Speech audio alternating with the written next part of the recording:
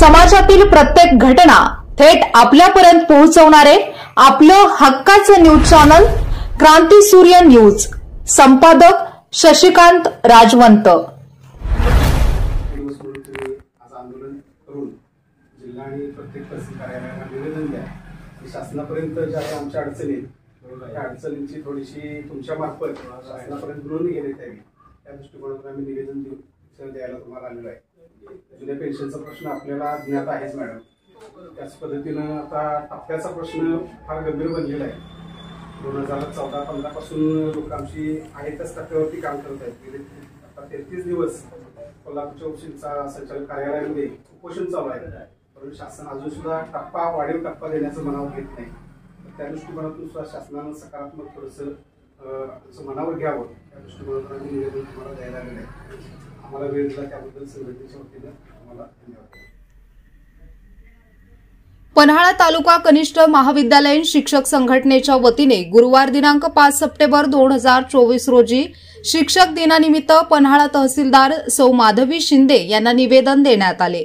राज्यातील कनिष्ठ महाविद्यालयीन शिक्षकांच्या समस्या सोडवल्या जात नसल्याने व त्याबाबत वारंवार आश्वासन देऊनही राज्याचे शिक्षण मंत्री आश्वासित मागण्यांवर निर्णयाची अंमलबजावणी करीत नसल्याने कनिष्ठ महाविद्यालयीन शिक्षकांनी 5 सप्टेंबर शिक्षक दिन अन्याय दिवस म्हणून या दिवशी आंदोलन करून सरकारच्या निषेधार्थ तहसीलदार यांच्याकडे निवेदन देण्यात आले। राज्याचे शिक्षण मंत्री महोदय यांनी आश्वासन देऊन देखील अनेक मागण्या प्रलंबित असल्याने कनिष्ठ महाविद्यालयीन शिक्षकांच्या मनात असंतोष निर्माण झाला असून शिक्षक दिना दिवशीच शिक्षकांवर आंदोलन करण्याची वेळ शासनाने आणली आहे असे या निवेदनात म्हटले आहे। यावेळी पन्हाळा तालुका अध्यक्ष प्राध्यापक पी.एन. मेधावी यांनी महासंघाची भूमिका जाहीर करताना जुन्या पेन्शनबाबत शासनाने सकारात्मक भूमिका घेऊन लवकरात लवकर हा प्रश्न मार्गी लावावा, तसेच प्रचलित धोरणानुसार अंशतः अनुदानित कनिष्ठ महाविद्यालयांना टप्पा वाढ देण्यात यावी, आयटी शिक्षकांच्या समायोजनाचा प्रश्न तसेच संच मान्यतेचे बदलते निकष आणि विद्यार्थी संख्येची जाचक अट याबाबत देखील शासनाने सकारात्मक भूमिका घेऊन कनिष्ठ महाविद्यालयीन शिक्षकांच्या मागण्यांचा गांभीर्याने विचार करावा अशी भूमिका जाहीर केली।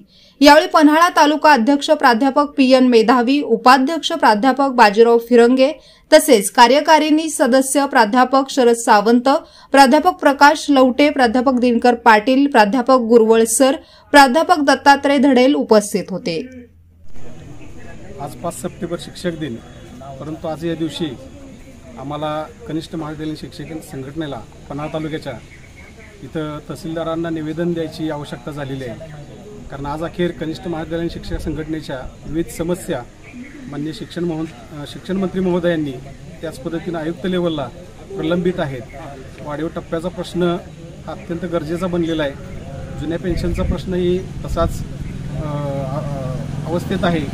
या अनुषंगानं शासनाला जाग आणण्यासाठी खऱ्या अर्थानं आज आम्ही इथं शिक्षक दिना दिवशी शासनाला निवेदन देऊन या आमच्या कनिष्ठ महाविद्यालयीन शिक्षकांच्या प्रश्नाची गंभीरता दाखवून देण्याचा प्रयत्न करीत आले आहे। त्यासाठी आज सर्व आम्ही कनिष्ठ महाविद्यालयीन शिक्षक संघटनेचे पन्हाळा तालुका सर्व कार्यकारिणी सदस्य इथं उपस्थित आहोत।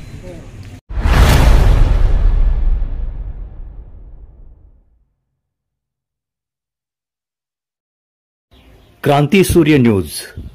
संपादक शशिकांत राजवंत।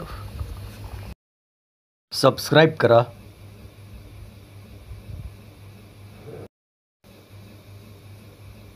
बेल आयकॉनला क्लिक करा